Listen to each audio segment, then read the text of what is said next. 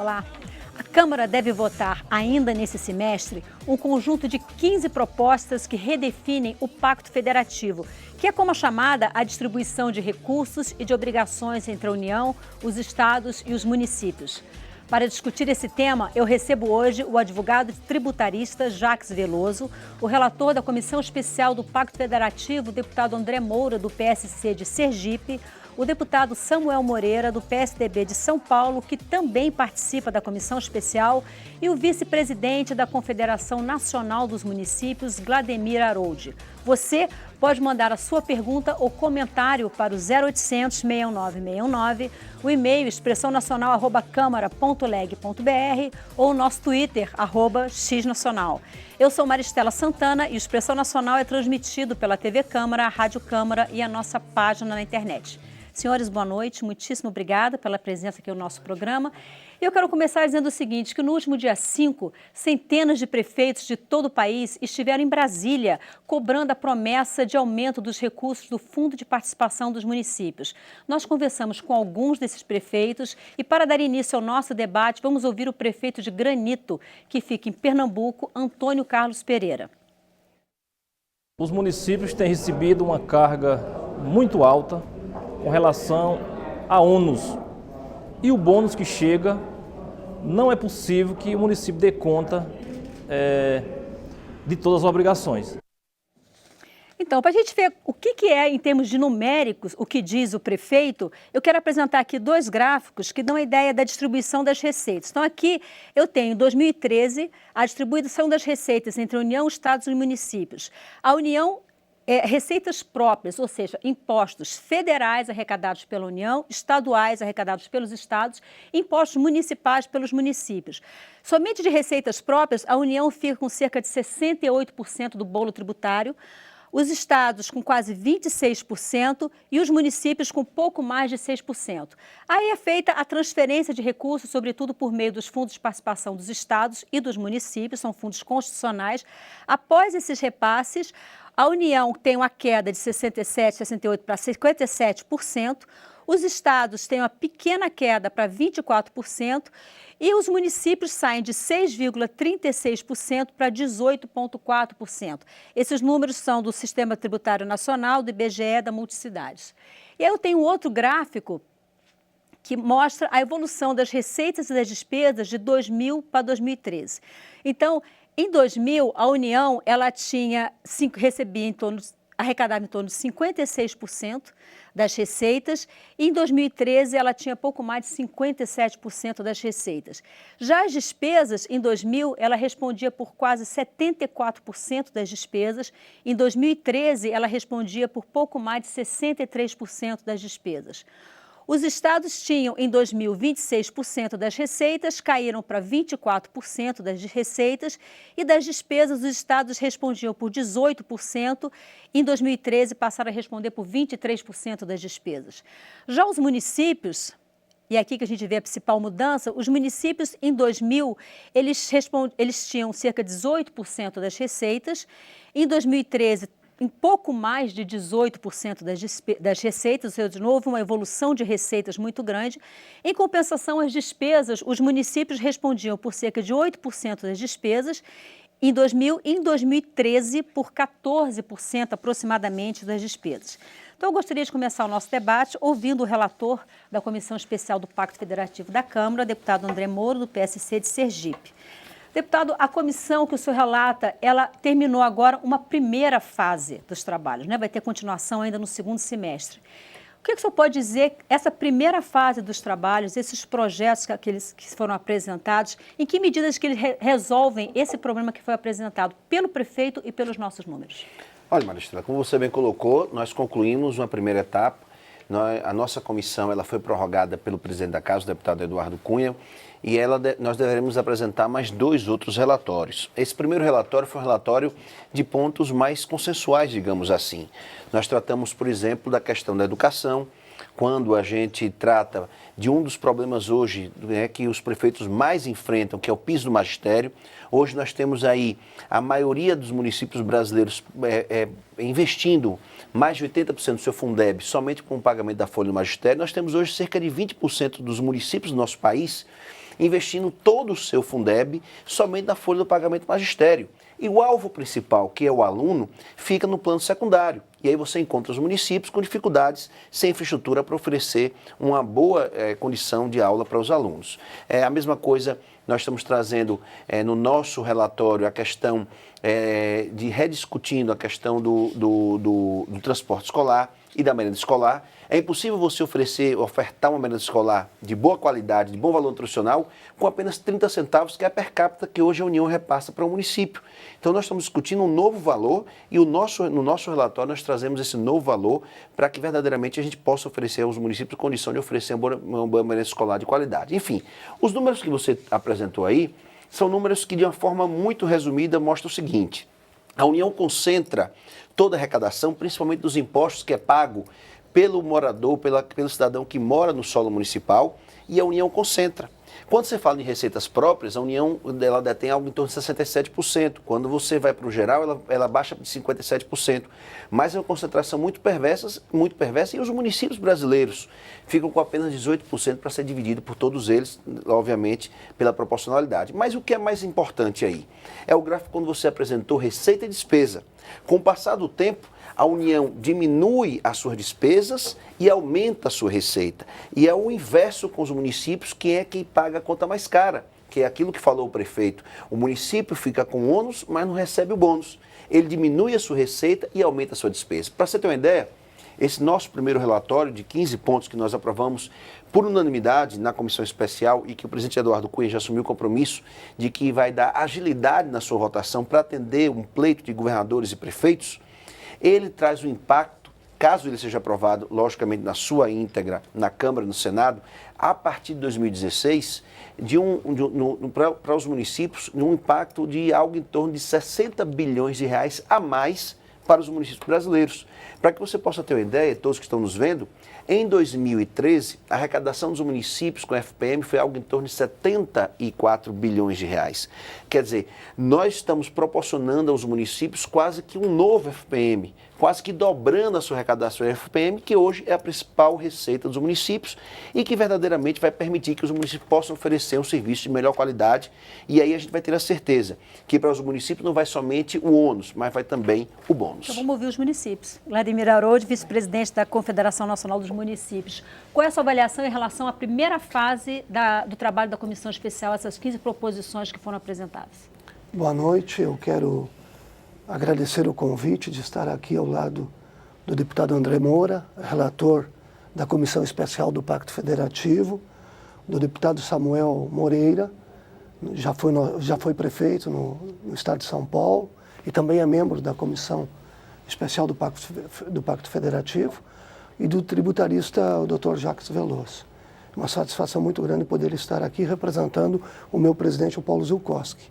Olha, o deputado André Moura, com muita propriedade, se referiu a esta questão da federação. Nós precisamos mudar a história federativa do Brasil. Ao longo dos últimos anos, a União e os estados vêm transferindo responsabilidades que antes eram deles para os municípios e não transferem na mesma proporção os recursos para que a gestora municipal possa prestar esse serviço de qualidade aos seus munícipes. O gráfico que você apresentou ali, ele tratou muito bem dessa questão. Os municípios se mantiveram com a arrecadação em torno de 18%, mas passaram de 7%, 7,9% para 14% as suas responsabilidades, o seu investimento. Então, esta questão da reforma do Pacto Federativo é um momento muito importante para a população brasileira, porque o que os municípios estão reivindicando é terem condições e ferramenta para prestarem um serviço de qualidade à sua população, na área da saúde, na área da educação, na área da assistência social. Nós trabalhamos muito com isso, no sentido de que as nossas fichas estão depositadas na reforma do Pacto Federativo. Nós acreditamos, as lideranças municipais acreditam no Congresso Nacional, e este é o momento para que nós possamos corrigir injustiças que foram cometidas ao longo dos últimos anos. Por falar em justiça, um dos pontos que é muito criticado, tanto por prefeitos como por governadores, é a criação aqui pelo Congresso Nacional de obrigações sem as respectivas receitas. E também a redução da arrecadação. Então, a gente ouviu 3 prefeitos sobre esse problema. E antes de dar continuidade ao nosso debate, de ouvi-los, eu gostaria de pedir para a gente ouvir esses 3 prefeitos. O primeiro é o prefeito Divino Alexandre, de Panamá, Goiás. O segundo prefeito, Marcos Yukio Iguchi, de Valparaíso, São Paulo. E o terceiro, prefeito Tabira Ferreira, de Juruá, no Amazonas. Então, a gente tem Goiás, São Paulo e Amazonas, 3 regiões diferentes do Brasil. Vamos ver o que eles têm a falar em relação a isso. São muitas atribuições que estão hoje sobre os ombros dos prefeitos em todas as cidades brasileiras.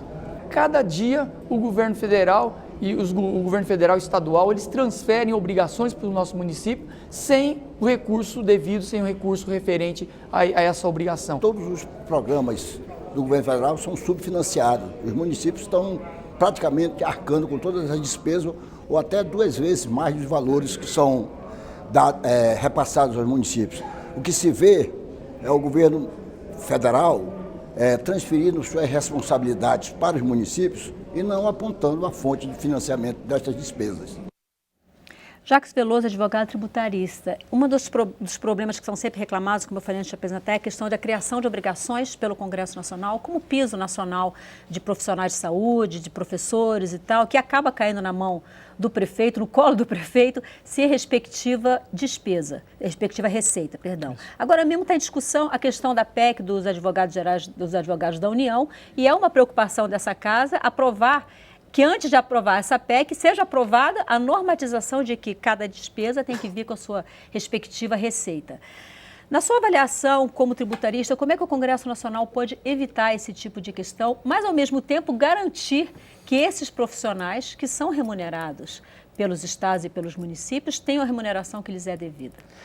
Bom, primeiramente, obrigado pelo convite, é um prazer estar aqui com vocês. A primeira coisa que me parece muito claro é que, de fato, a gente tem uma situação caótica, onde a grande maioria dos municípios e até alguns estados vivem aí com o pires na mão, tentando da União recursos, seja de repasses, seja de convênios, para poder cobrir suas obrigações. E aí, a primeira questão que a gente levanta é se realmente nós tínhamos estrutura para ter tantos municípios como temos hoje no Brasil. Nós temos um volume muito grande de municípios que geram custos dessa autonomia política e muitos, inclusive, hoje não possuem uma estrutura própria sequer para buscar as receitas que lhe foram passadas pela União, como, por exemplo, o ITR, a municipalização do ITR. Então, de fato, nós temos uma situação complicada, porque a gente fica numa situação ou se passa mais recurso e temos uma dificuldade de fiscalização nessa imensidão de municípios, ou mantemos o controle da União e fazemos o controle desses gastos através de convênios e exigências mil que são feitas pela União nesses repasses. Me parece que a solução também pode ser alcançada não só pelo aumento de receitas, mas também por retornar a despesa ao seu dono original. De fato, a União passou a impor aos municípios despesas sem lhes dar a condição de arcar com estas, e talvez a solução não seja simplesmente agora aumentar a arrecadação, aumentar a receita, participações desse município, mas sim retornar ao que era e puxar para trás algumas despesas que deveriam efetivamente estar sendo arcadas hoje pela União, porque muitos desses municípios não têm estrutura gerencial dentro dos seus municípios, até para conseguir coordenar todas essas funções que foram impostas pela União. Deputado Samuel Moreira, PSDB de São Paulo. Deputado, o senhor que foi prefeito, qual é a sua visão em relação a essa questão de como conciliar a necessidade de ter profissionais nos municípios bem remunerados para desenvolver esse trabalho e, ao mesmo tempo, a carência de recursos por parte dos municípios? E eu gostaria que o senhor comentasse também a fala do Jacques Veloso, quando ele fala dessa discussão de fato, se o Brasil deveria ter tantos municípios ou, eventualmente, municípios com tamanha independência federativa. O Brasil é o único país no planeta que tem 3 níveis federativos com esse nível de independência. E um dos prefeitos que a gente ouviu agora, o Divino Alexandre de Panamá, o município dele tem 2.700 habitantes.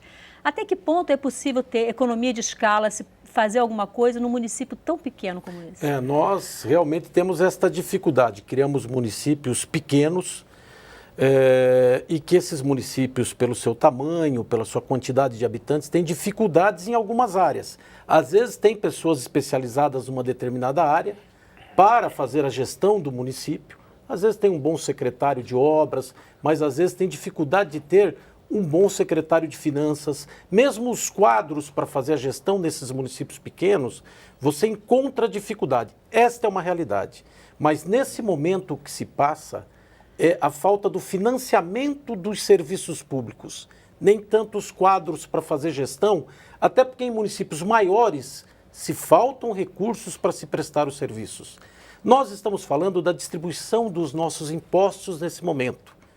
Sempre lá no município a possibilidade de se fiscalizar é maior, de se acompanhar a qualidade da gestão é maior, mas falta o financiamento. Os impostos que nós pagamos, nós enquanto cidadão, cada um que está nos assistindo, deseja que ele retorne em forma de serviços públicos. A gente paga o imposto para quê? Para que ele retorne em forma de prestação de serviços e de ampliação desses serviços através de investimento. Serviço de qualidade, né? Serviço que é um de grande qualidade. problema que é a gente isso que o tem. cidadão precisa. Mas o que nós vimos na sua exposição logo no início? Que a maioria dos recursos de todos os impostos ficam com a União e a prestação dos serviços. As despesas dobraram nos municípios, porque são eles que prestam serviços. No máximo, os governos do Estado. O governo da União quase que não presta serviços nenhum diretamente para o cidadão. O médico, hoje, o remédio, a assistência médica é no município.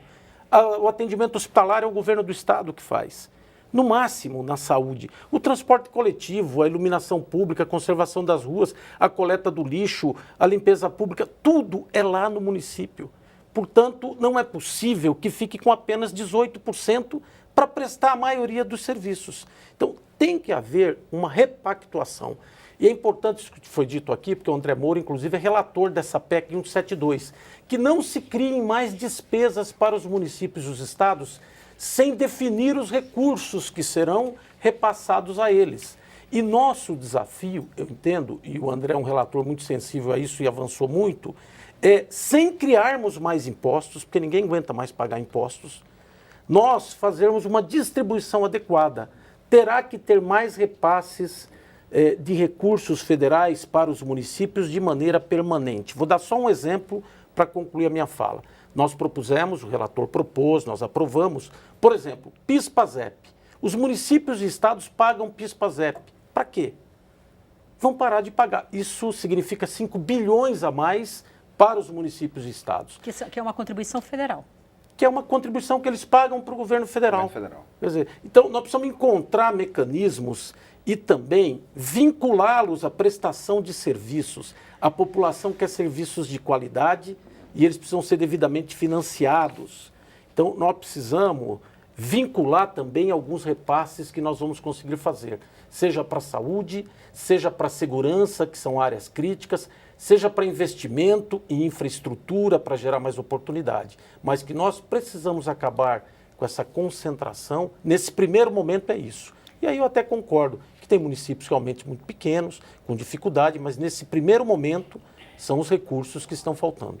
Vladimir Herold, eu queria ouvir em relação a essa questão que o Jacques Veloso colocou, de se não seria o caso de transferir para os estados algumas obrigações que hoje estão nos municípios. Você acha que pode ser uma alternativa? Eu vejo que o problema não mora no número de municípios que o país tem, até porque o país com essa dimensão, né, até algumas, eu não estou aqui defendendo a criação de novos municípios, mas tem regiões do país que há necessidade, está com necessidade de criação de novos municípios. Tem distritos que a sede do município está a 400, 500 quilômetros de distância da sede do município.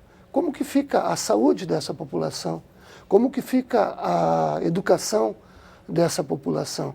Então eu não vejo que o problema é por aí. Eu vejo que o problema mora na questão da redistribuição dos recursos. Ora, cobrar PIS/PASEP de transferências constitucionais dos estados e dos municípios é retirar dinheiro da saúde, é retirar dinheiro da educação, é retirar dinheiro dos serviços essenciais.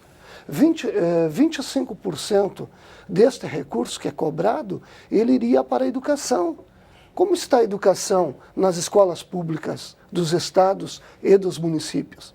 Será que o problema da baixa qualidade da educação é dos prefeitos? É dos governadores? Ou é da estrutura federativa? Eu acredito que é da estrutura federativa.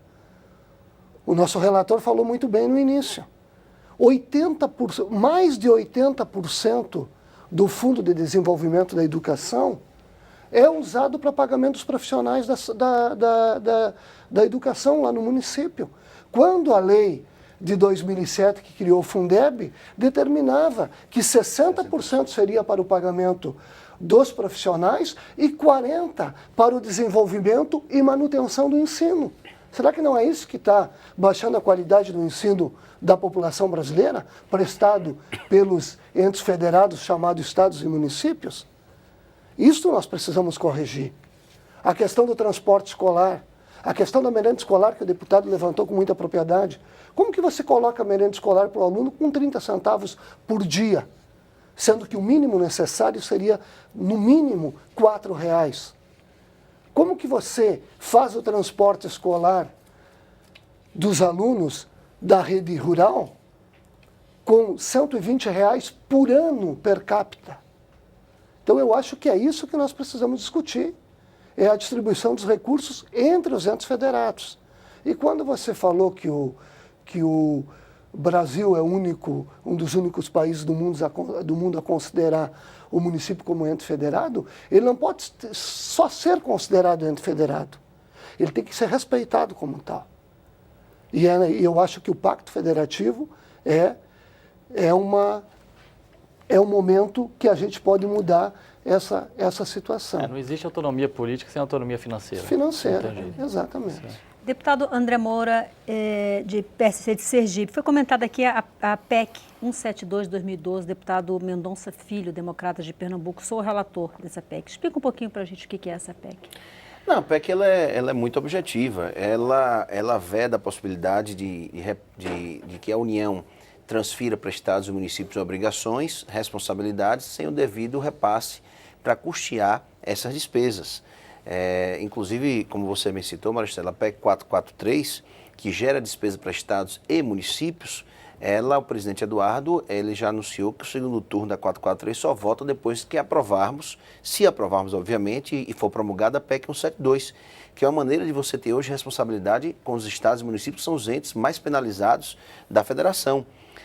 Nós sabemos que hoje, como foi colocado no gráfico, essa concentração de recursos, ela é muito perversa para estados e municípios. Prefeitos hoje que conseguem, por exemplo, concluir o mês pagando a folha dos seus servidores, são considerados hoje verdadeiros heróis. No meu estado, por exemplo, Sergipe, no mês passado de julho, dos 75 municípios, apenas 4 conseguiu terminar o mês pagando a folha dentro do próprio mês. Então, nós precisamos rever urgentemente. Então, eu acho que é um conjunto, não é, de ações que o Congresso Nacional deflagra agora, com esse protagonismo que nós estamos atravessando agora, que verdadeiramente pode salvar estados e municípios. É a questão do Pacto Federativo, é a questão da PEC 172, da própria reforma tributária, que nós vamos discutir também ações que possam possibilitar melhor arrecadação para estados e municípios. E o senhor é relator também da reforma tributária. Sou relator também então da é bom reforma porque tributária. vai ser possível conciliar um pacto federativo com a reforma tributária. E aí, só para poder contribuir aqui com o que já foi dito pelo Jacques, já foi dito pelo doutor Claudemir aqui,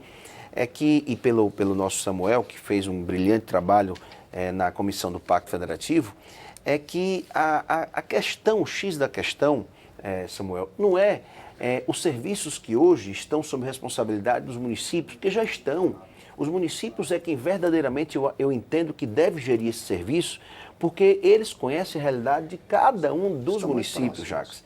Eu acho que a grande questão é exatamente a fonte de financiamento desses serviços, para que eles possam ser prestados de boa qualidade. Eles têm que ser prestados lá na ponta. Exatamente. Não tem como ser prestado pelo governo da União. Pois é. Tem que Então, ser pelo município mesmo, lá no local. É com todo respeito assim, à posição do Jacques, mas eu entendo que o problema nosso não é o serviço que é prestado no município. Ah, mas o município não tem capacidade de gerenciar o serviço que presta, porque é um município de 2.000 habitantes, não tem um corpo técnico.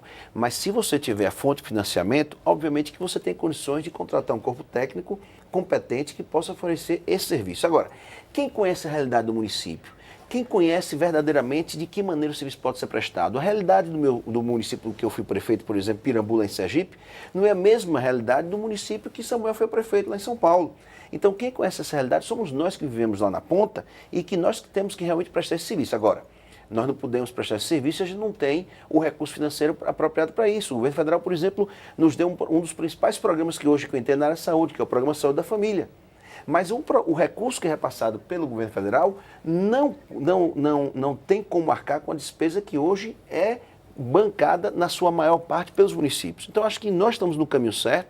O Pacto Federativo, com o 172 e agora com a reforma tributária, é o caminho que nós vamos trilhar para verdadeiramente salvar os entes federados mais penalizados que os estados e os municípios. Deputado Samuel Moreira, PSDB de São Paulo. Um dos problemas, uma das questões que levou a esse quadro que a gente tem hoje, distribuição de recursos, foi o milagre da contribuição, né?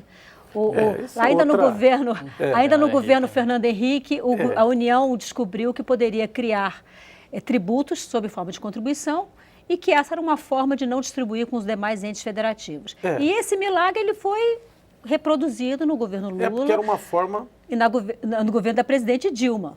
Porque era uma forma de arrecadar sem precisar compartilhar com municípios e estados. E o que a comissão... Você demonstrou muito bem a concentração que existe de recursos para a União e não para quem presta o serviço lá na ponta.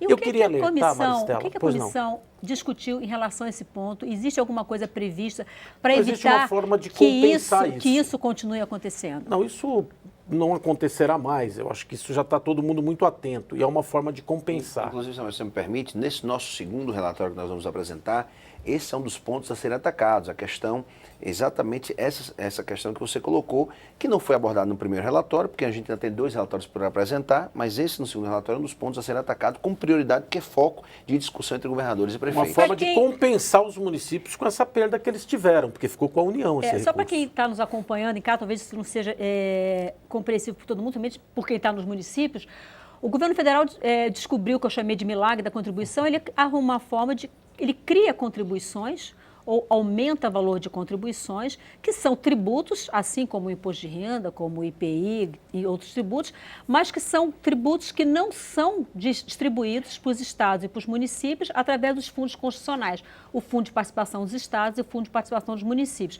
Com isso, aumenta a carga tributária geral do país, mas o bolo maior permanece com a União, isso não é distribuído para os estados e para os municípios. É isso que o deputado André Moura falou, que na próxima fase da comissão especial isso deve ser combatido. É o que foi constatado já e que deve ser compensado. Eu queria só fazer um alerta ao cidadão de que toda essa questão que nós estamos discutindo não é uma questão corporativa, não é uma questão dos políticos, não é uma questão dos prefeitos, é uma questão do usuário que paga impostos, ou seja, do usuário pagador, ele paga e quer serviços de volta. Ele quer serviços de qualidade de volta em função do pagamento. Então, essa é uma questão do cidadão. Às vezes fica muito distante, o cidadão às vezes não sabe e não tem como saber que existe uma concentração dos impostos que ele paga. O que nós estamos discutindo aqui é o seguinte, e todo país do mundo faz isso, paga impostos, existe uma arrecadação e ela depois é distribuída. E nós queremos que a maior parte, uma grande parte, não necessariamente a maior, porque fica muito difícil de promover hoje um desequilíbrio tão grande, porque hoje 58% fica com a União, só 18% com os municípios e 24% só com os governos do Estado. Nós queríamos o quê? Que passasse uma fatia maior para que ele recebesse lá um financiamento adequado do serviço que ele precisa. Deputado, o Marco Rodrigo Melo, ele pergunta aqui para a gente qual seria a distribuição adequada. Existe um cálculo de qual seria a distribuição adequada? Se você me permite, só para contribuir nessa discussão das contribuições, A União, no ano de 2014, ela arrecadou de impostos, IPI e Imposto de Renda, que formam o Fundo de Participação dos Municípios e o Fundo de Participação dos Estados, ela teve uma arrecadação de 380 bilhões de reais de impostos. E as contribuições, o PIS, o PASEP, o CONFINS, a contribuição sobre lucro líquido, que não são divididos. Que não são divididos com estados e municípios, a arrecadação foi de 670 bilhões de reais. Então nós apresentamos uma proposta à comissão, como o nosso relator falou, vai ser discutida agora na apresentação do segundo relatório, de 10%, de compartilhar 10% com estados e municípios. A ordem de 2% ao ano, em 5 anos, chegando a 10%, sendo 5% para estados e 5% para os municípios. Dá quase que para garantir essa questão. Boa parte dos problemas dos estados e dos municípios estariam resolvidos, porque 10% seria 67 bilhões de reais. É muito dinheiro, mas é apenas 10% do que arrecada em contribuições à União. Maristela, quando você fala da distribuição, qual seria a distribuição ideal? Primeiro, o país é uma federação, é um país grande. O Brasil é quase que um continente, né? É diferente de outros países menores. O que hoje você tem que definir claramente também, que é o nosso desafio, é quais são as atribuições de cada ente federativo. Quem faz o quê? Quem faz o quê? E já se pensou até em proibir um ente federativo de fazer a atribuição do outro. Porque hoje tem prefeituras e municípios que usam os recursos municipais para bancar serviços estaduais, para bancar aluguéis de policiais, de prédios para a polícia, de prédios para o Tribunal de Justiça, de prédios para fazer convênios. Ou seja, definir claramente qual ente federativo presta qual serviço. E hoje você vai ver que a maioria dos serviços são nos municípios. Eu preciso fazer um intervalo, mas eu queria ouvir o Jacques Veloso em relação a uma questão, talvez meio um tanto quanto conjuntural. A gente está falando muito de tirar dinheiro, os recursos da União, e passar para os estados, sobretudo para os municípios. Em 2015, o Brasil vai ter um crescimento negativo do PIB, a expectativa é que 2016 também. A União está correndo atrás de dinheiro, está passando por uma crise fiscal grave. Dá para acreditar que o parlamento vai ser vitorioso nessa guerra com a União, de tirar recursos da União e mandar para os outros entes? Veja, o parlamento ele tem sido muito parceiro da União, digamos assim. Essa questão das contribuições mesmo. Nós tivemos a arrecadação dobrou com base nas contribuições. Nós saímos de 19% do PIB na época do Fernando Henrique para 38%, e o grande motivo disso são as contribuições. No parlamento se faz a DRU, né? Faz a desvinculação das receitas da União, 20% desse excesso, desses 600 bi, pode ser gasto como bem entender a União. Agora, inclusive, a proposta de aumentar a DRU. Exatamente. Então, o que acontece? É possível tirar? É possível. O parlamento tem as ferramentas. Hoje, se não houvesse a DRU, esse dinheiro teria que ser integralmente investido em saúde, né, assistência social, ou seja, na Seguridade Social. Então, a forma de se buscar esse receito é negociando a DRU. É uma forma que, para mim, que é algo temporário, que sempre tem que ser renovado e que está aí. E é renovado por emenda à Constituição. Exatamente. Ou seja, se quer, vai ao Palácio do Planalto. É decidido por Câmara e para o Senado e vira emenda à Constituição. Nós vamos fazer um breve intervalo. Na volta, a gente vai falar sobre saúde e educação. Se você não participou, ainda dá tempo. Pelo 0800 6969, o e-mail expressãonacional@câmara.leg.br ou o nosso Twitter, @xnacional. A gente volta já, não saia daí.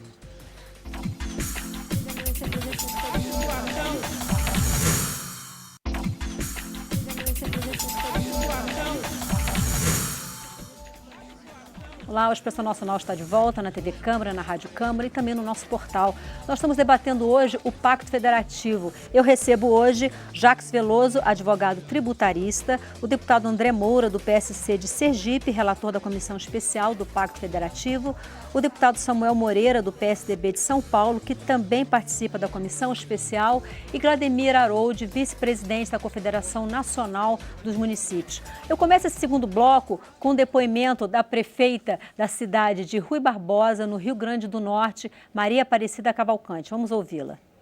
Nós estamos vivendo um momento de uma crise financeira, nós não temos condições de cumprir com a folha de pagamento, nós não temos condições de cumprir com o pagamento do piso salarial dos professores. Nós estamos mantendo na saúde os programas, mais de 50% são recursos do FPM, e isso está gerando um débito grande. Quando chega dezembro, a prefeitura não tem como fechar suas contas. Então eu quero mais uma vez mostrar um gráfico para ilustrar o que foi dito pela prefeita. Esse gráfico mostra despesas com saúde e educação da União, dos estados e dos municípios de 2002 até 2013. Então a gente vê que a União, em 2002, ela respondia por 35% das despesas somente de saúde e educação. Teve uma queda em 2008 para 26%, um aumento em 2013, fechou com 30%. Os estados respondiam em 2002 por 32%, passaram em 2008 a 39% e fecharam em 2013 com 31%. Já os municípios, mais uma vez, o gráfico mostra o crescimento da responsabilidade dos municípios. Os municípios tinham 35%, 36% em 2008 e fecharam em 2013 com 39%. Deputado Samuel Moreira, PSDB de São Paulo.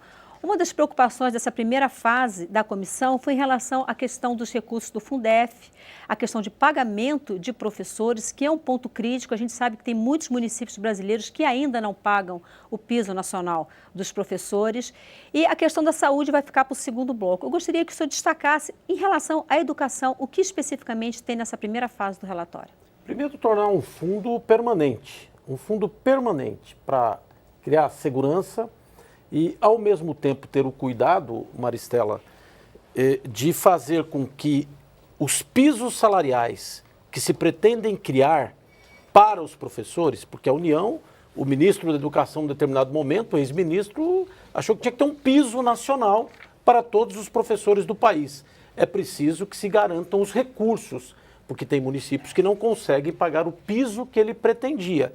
Então, é nesse aspecto que a PEC 172, do Mendonça Filho, trabalha a questão de que cada vez que você cria uma despesa, repasse recursos. Mas nós, na relatoria do André Moura e da comissão, nós já tomamos o cuidado de prever que não se pode mais estabelecer pisos para a categoria a nível nacional sem ter o recurso para os municípios e os estados bancarem minimamente esse piso. São os cuidados que o relatório tomou para que se não crie despesas aos municípios e aos estados a partir da União. Porque a União, às vezes, tem menos professores, tem menos policiais e, às vezes, acaba querendo criar pisos que os municípios e os estados ainda não podem pagar. Então, para se fazer isso, o relatório apresenta a proposta de que tem que se apresentar os recursos para se passar aos municípios e estados. Parece que existe um projeto também que divide a responsabilidade pelo pagamento dos professores com a União?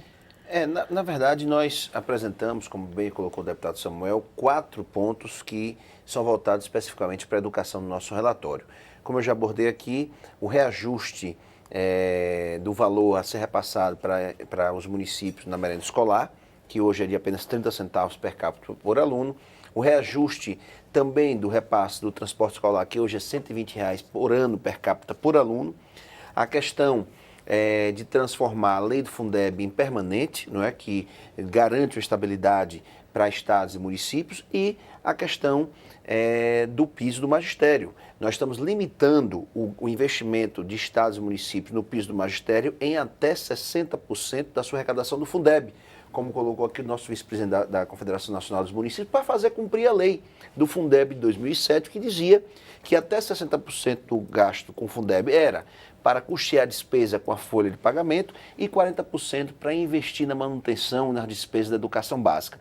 Quando você pega 80% dos municípios do nosso país que investe quase todo o seu Fundeb somente na folha do pagamento do magistério e 20% investe 100% do seu Fundeb, e quando a gente fala na folha do pagamento do magistério, nós não estamos falando dos servidores da área administrativa, não. Estamos tratando apenas de professores. Mas aí a diferença é paga se eles vão investir só 60% e se isso não cobrir a despesa com o pagamento dos professores, quem vai pagar a diferença? Será feita pela União. Porque a União, ela tem uma data base para o reajuste desse piso do magistério, que é janeiro todo ano.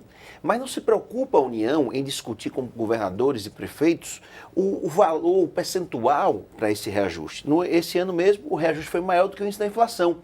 Os municípios não conseguem cumprir, também os estados não. E a União não está nem preocupada com isso. A partir de agora, a União pode dar o percentual de aumento que ela bem entender e que é justo para os professores. Agora, sabendo ela que o limite máximo de investimento de estados e municípios vai estar em 60% da sua arrecadação do Fundeb. E a diferença será a aporte da União, porque esses 40% é para que estados e municípios eles investam no foco maior que deve ser prioridade da educação, que é o aluno.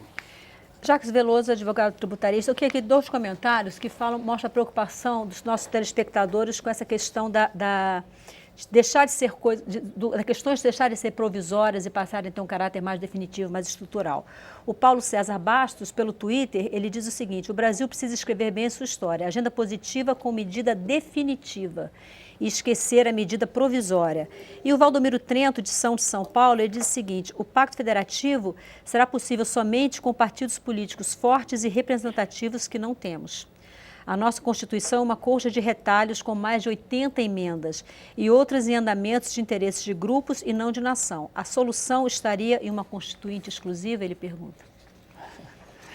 Veja, o Pacto Federativo hoje é uma cláusula pétrea no Brasil e não teríamos como alterar essa regra que aí está. Eu acho que hoje a gente tem uma série de problemas estruturais que devem ser vistos. Por exemplo, a gente está falando muito de repasse de recursos, né, aos municípios, mas as receitas próprias dos municípios hoje são muito mal exploradas pelos próprios municípios. Né? A gente estava falando da questão do ITR, né? Nós tivemos a emenda à Constituição que autorizou que os municípios cobrem o ITR e fiquem com 100% da arrecadação cobrada. ITR, Imposto Territorial Rural. O Imposto Territorial que antes era da União, o que era um absurdo, porque a União não tinha condições de fiscalizar a ITR. A Receita não tinha condições de estar em todos os municípios sabendo o que era produtivo e o que não era, tanto que o ITR talvez seja um dos impostos mais sonegados do Brasil. Se você for pegar declarações de terra, não existe terra improdutiva no Brasil, porque todo mundo coloca terra produtiva para pagar a menor alíquota do ITR. E o município, sim, ele tem condições de fiscalizar, ele está lá naquele município. E como a gente estava aqui conversando antes, chega de menos de 30% dos municípios avocaram essa capacidade para si e estão correndo atrás dessa receita, que é uma receita relevante. Tem um problema, lógico, de gestão. Mesmo que você transfira recursos, nós precisamos criar indicadores de gestão, de qualidade de serviços, de capacidade de arrecadar, de gastar. Eu acho que a Receita tinha que fazer um trabalho com esses municípios, para ensiná-los a cobrar, para ensiná-los a estruturar, passar sistemas. É que nós falamos a falta de estrutura, principalmente para os pequenos municípios. Exato. Que verdadeiramente traz problemas como esse. O município tem um mecanismo para poder arrecadar, mas não tem estrutura para poder botar em funcionamento esse mecanismo. E às vezes não tem um recurso para contratar alguém especializado para desenvolver aquele projeto e fazer com que... Qual é a grande dificuldade que existe hoje de realização de mais consórcios? Nós temos um problema nos consórcios, que inclusive é a sugestão da CNM que nós vamos acatar nesse nosso segundo relatório, que é o problema seguinte: você forma um consórcio em uma determinada região com, vamos supor, 15, 20 municípios. Hoje, pela legislação, se apenas um município tiver algum tipo de inadimplência, ele prejudica todo o consórcio. O consórcio deixa de poder receber recurso, financiamento, para poder atingir o seu objetivo. Nós estamos colocando que, no nosso relatório, que um município ou vários municípios que tiverem inadimplência, ele não pode, obviamente, penalizar todo um consórcio, que hoje é a legislação atual. E uma outra situação é que, infelizmente, essa falta de recursos para os municípios, principalmente de pequeno porte, que fazem parte desse consórcio, muitas das vezes essa falta de recursos faz com que ele não tenha o aporte necessário para cumprir a sua parte e termina penalizando todo o consórcio e penalizando, obviamente, o objetivo maior, que é você deixar de prestar um serviço individual e prestar um serviço coletivo para uma região como um todo. Agora é preciso também definir bem o objetivo do consórcio. Consórcio não é para ser criado por qualquer motivo. É preciso ter algo muito específico. Às vezes nós estamos numa região, o prefeito tem um problema do lixo equacionado, mas 2 ou 3 não, e podem montar um consórcio para aquilo. Ou 2 ou 3 podem montar um consórcio para uma unidade hospitalar, mas muito específico, com um planejamento muito adequado. E não montar consórcio para tudo que é coisa ou por montar. Eu sinceramente acho, doutor Gleimi, que uma das coisas que deveríamos ter com uma parceria da Confederação dos Municípios com a ESAF, por exemplo, para treinamento de fiscais, treinamento dos prefeitos, nessa parte fiscal que hoje é muito relegada dentro dos municípios. Eu já estive conversando com alguns prefeitos, fiz algumas consultorias, por exemplo, você pega a legislação de IPTU, a grande maioria da legislação de IPTU do Brasil inteiro está totalmente defasada, né? As plantas venais não são revistas há 20 anos. Se né? você me permite, essa questão é muito importante do IPTU. Nós estamos com uma proposta que apresentamos no Senado e apresentamos na comissão da Câmara também, para que o prefeito, o início de cada exercício, faça atualização da planta, dos terrenos urbanos e das edificações urbanas. E a do ITR, claro que tem a dificuldade dos municípios, mas eu posso te dizer que essa questão já avançou bastante. É uma questão recente, é nova, não tão nova assim, mas ela andou, ela evoluiu bastante a questão do ITR. E para você ter uma ideia, agora o governo federal tem dentro do convênio a exigência de que o tributarista municipal tenha que participar do curso para poder botar em prática a cobrança do ITR. Agora, o próximo curso abriu apenas 600 vagas. Então, 600 municípios apenas vão poder participar dessa próxima etapa. Então, nós teremos aí, daqui 3 meses, 4 meses, mais 600 municípios fazendo a cobrança e a municipalização do ITR. Então, é um processo lento, né, e que a Confederação está atenta e alertando os municípios para isso. E do IPTU nós esperamos poder contar mais uma vez com a nossa comissão especial para que determine o gestor, em cada início de mandato, no primeiro ano de cada gestão, que atualize a planta ou ele terá aí problemas com a lei de responsabilidade fiscal. Então, já que nós estamos falando sobre determinações para os gestores municipais, e foi falado também sobre consórcios e lixão, eu gostaria de ouvir, nós ouvimos a prefeita Maria Aparecida Cavalcante, de Rui Barbosa, Rio Grande do Norte, que é um município de 28.600 habitantes, sobre essa questão dos lixões. Então, para quem está nos acompanhando em casa, em 2010 foi aprovada a Política Nacional de Resíduos, que definia que até agosto de 2014, até o ano passado, os municípios deveriam acabar com seus lixões e implantar aterros sanitários. E hoje existe uma demanda muito forte dos prefeitos, uma demanda que foi acolhida pela comissão especial para que haja uma prorrogação desse prazo. Então, vamos ouvir o que a prefeita Maria Aparecida tem a falar sobre os lixões. É impossível, é um município do meu porte, que é 3.690 habitantes, cumprir um prazo, porque não depende só da atuação do gestor, depende do recurso financeiro, depende da política,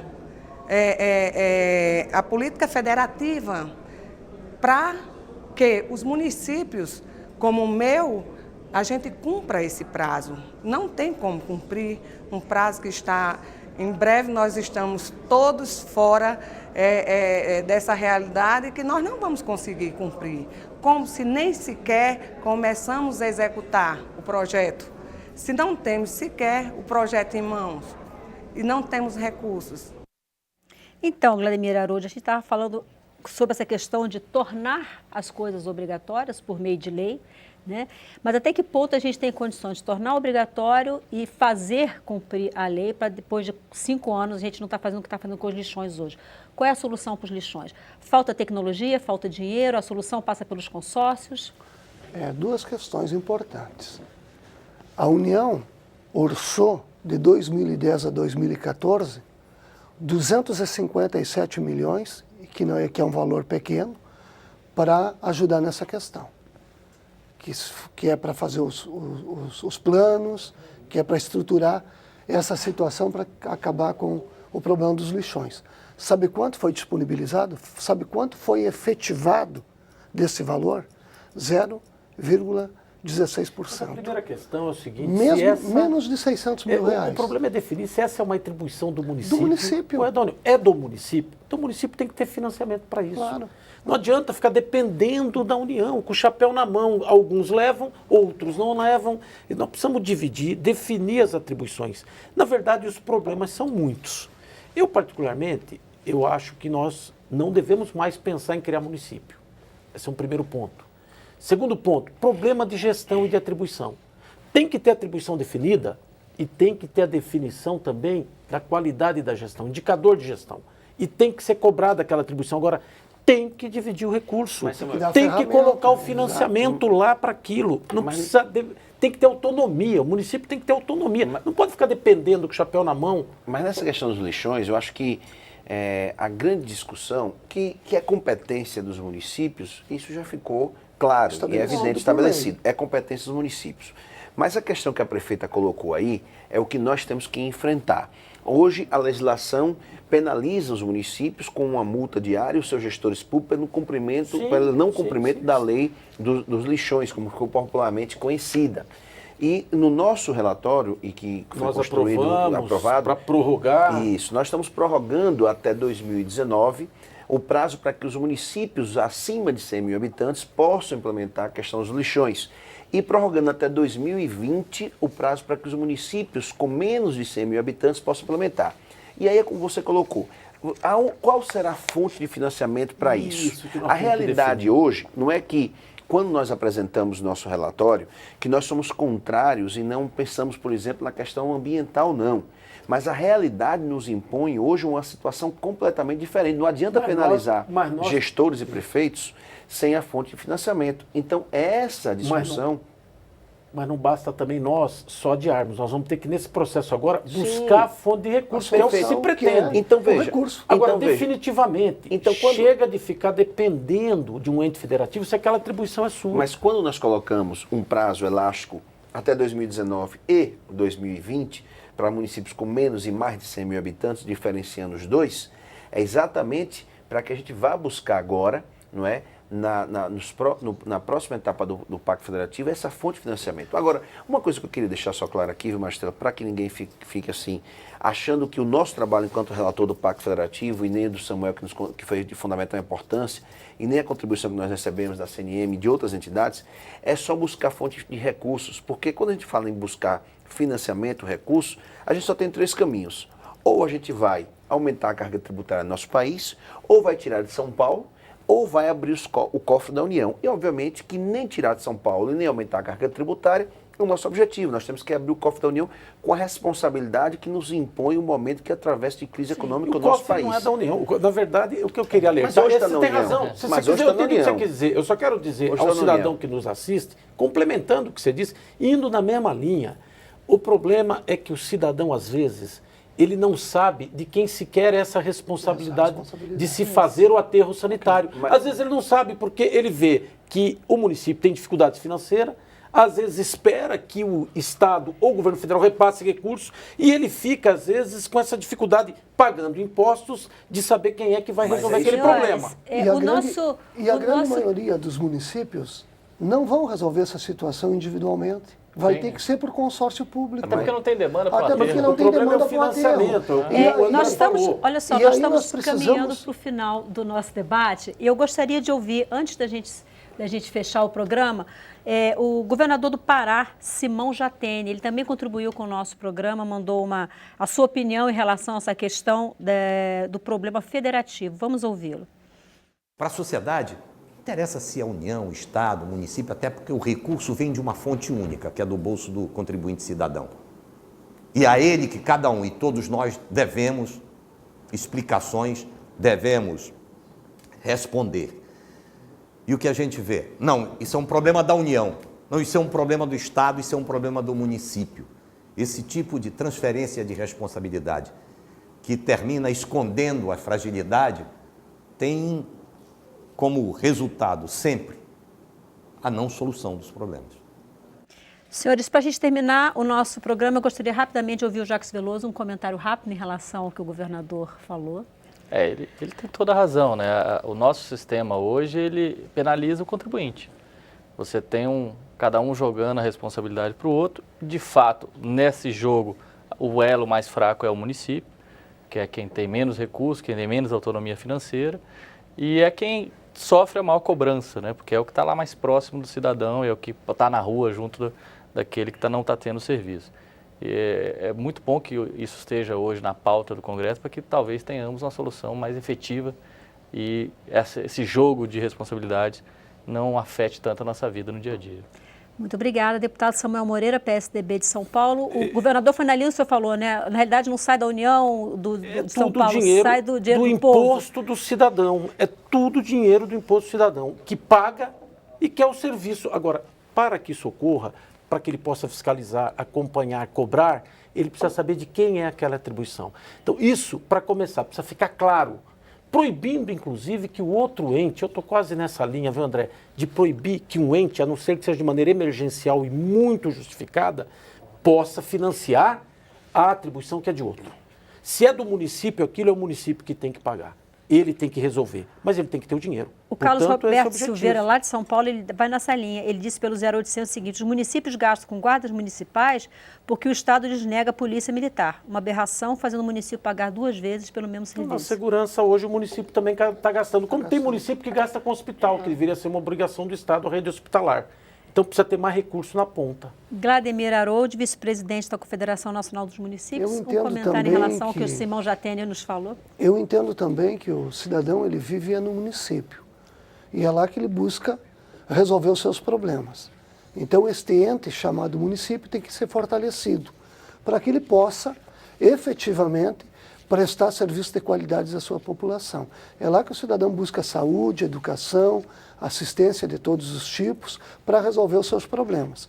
E é lá também que ele produz e fruto desta produção dele, do suor do trabalho dele, é que são recolhidos todos os impostos. Então, eu acredito muito neste momento, aqui no Congresso Nacional, de discussão da reforma do Pacto Federativo.